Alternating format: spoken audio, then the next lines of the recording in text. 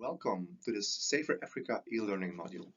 My name is Martijn Teugis and I am working as a researcher for VIAS Institute in Belgium.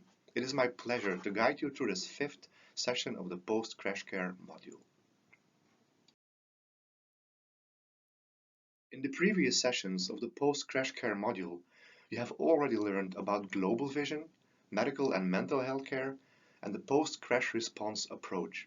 In this fifth and final session, we will talk about the side components of post-crash response. More specifically, we will talk about incident management and incident investigation. In the first part of this session, we will take a closer look at incident management. Then in the second part of the session, we will talk about incident investigation. Investigating traffic incidents can seem like a daunting task, as these events can be quite chaotic.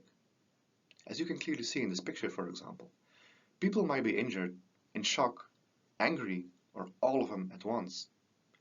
In this session, we would like to give you some tools to handle traffic incidents using traffic incident management.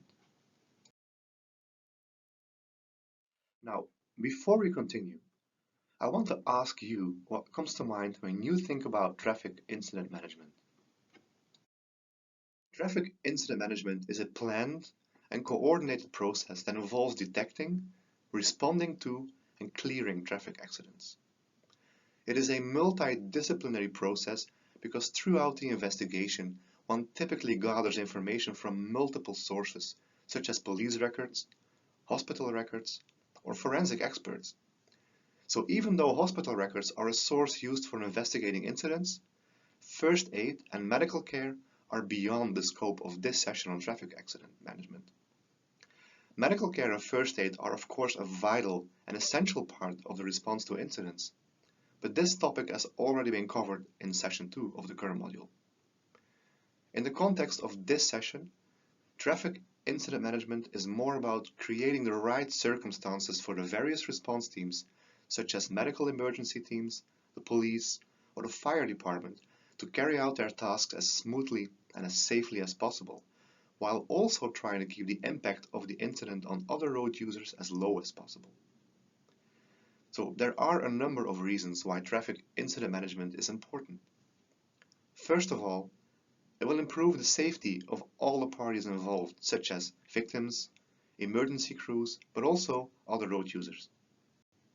Then, traffic incident management helps restoring the traffic flow safely and quickly, thereby reducing the duration and the impact of traffic incidents. As you can see in the figure, safety comes first by securing the scene and by warning and redirecting other traffic. Medical care and first aid are of course also among the first things to do at the scene, but as mentioned before, this topic has been covered in session 2. It is important to collect data and information about the crash while the crash scene is still untouched. Collect statements from people, for instance victims and eyewitnesses, and take photos of the incident. Once that data has been collected, it is time to clear the scene. So remove car wrecks, clean up any glass or debris, remove oil. It is also very important to mark or signal any damage to the road, especially if it cannot be immediately repaired, so people who might come afterwards and use the road are warned that it might be damaged. Finally, any damage to the road, of course, should be repaired. As we saw in the figure on the previous slide, it is vital to ensure the scene is safe before you can proceed with the next steps of traffic incident management. Securing the scene can be done by both the people involved in the crash, provided they are still capable of doing so, of course, and by emergency responders upon arrival at the scene. A first, basic way to secure the scene is safe is the use of an emergency warning triangle. This is something drivers should have in the trunk of their car. It is also important for people at the scene to wear reflective safety vests to increase visibility towards other road users. When the police or other emergency responders arrive at the scene, they can secure it further using cones and vehicles, as you can see in this picture. Is this what you had in mind when you were thinking about traffic incident management, or were some of these aspects new to you? In 2010, Dr. Jody Carson wrote a report for the Federal Highway Administration in the US in which he talked about incident management. He listed several challenges for traffic incident management, which I will discuss in more detail in the following slides. Okay, I want to talk about some of these challenges with you might face when you implement incident management. So for each challenge, I would like you to think about how that particular challenge applies to the current situation in your region or your country, and what you would need in order to tackle that challenge.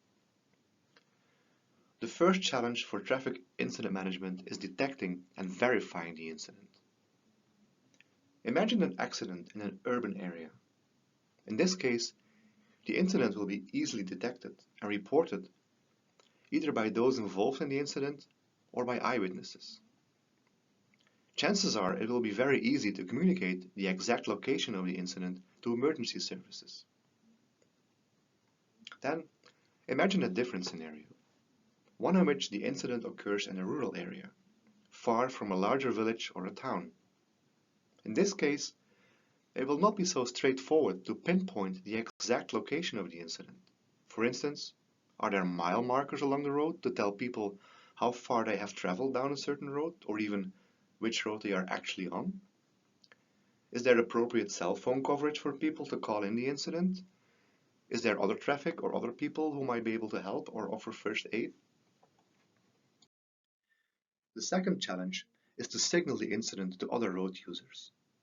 This is about providing information to people who are not involved in the incident, but to warn them to be extra cautious at the scene, or preferably even offer them an alternative route to get to their destination.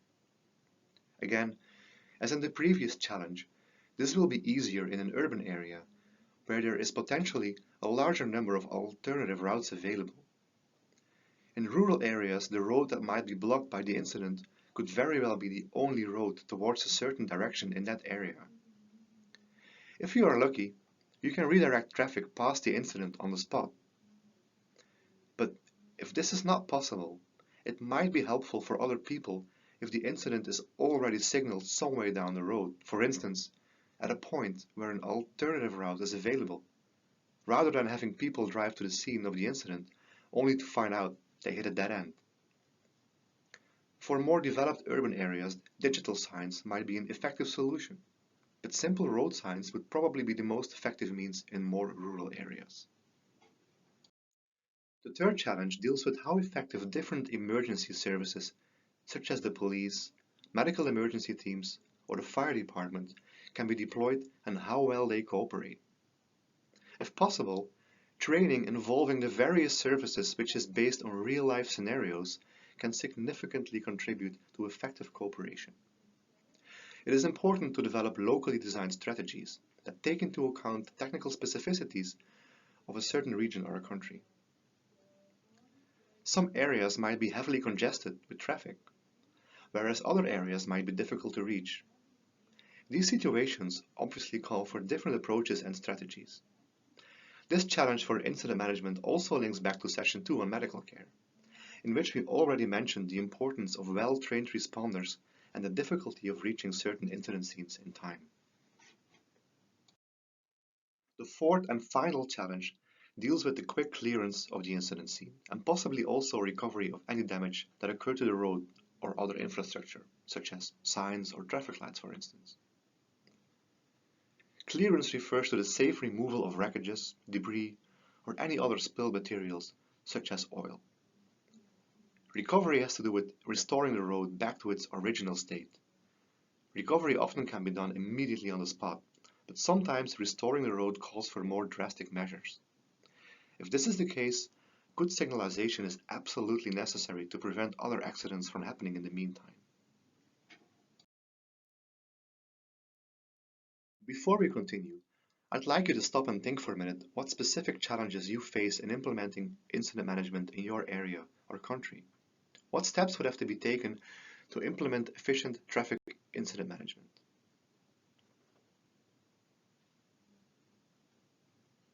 Now, this slide concludes the first part on traffic incident management,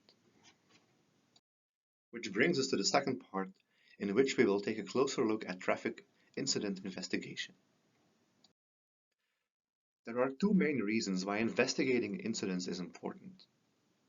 First of all, there are the legal aspects of traffic incidents. For the judicial authorities and insurance companies, incident investigations are an important resource to help them determine liability. Then, by investigating incidents, we can learn about what caused the incident, which might help prevent future incidents. This covers all factors relating to the incident, such as infrastructure, like dangerous curves, or missing or faded road markings or signs, but also the vehicle itself and of course the human factor, which is the people involved in the incident and possible human error on their part. Basically, there are two types of investigations. The primary investigation is the on-site investigation.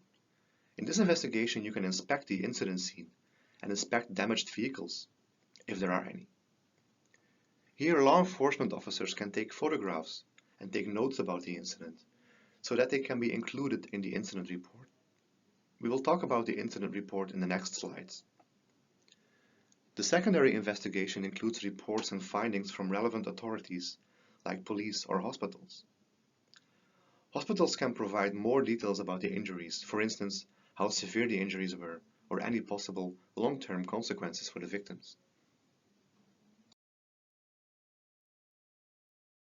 Before we talk about the incident report, I would like you to think about what you think should be included in the incident report.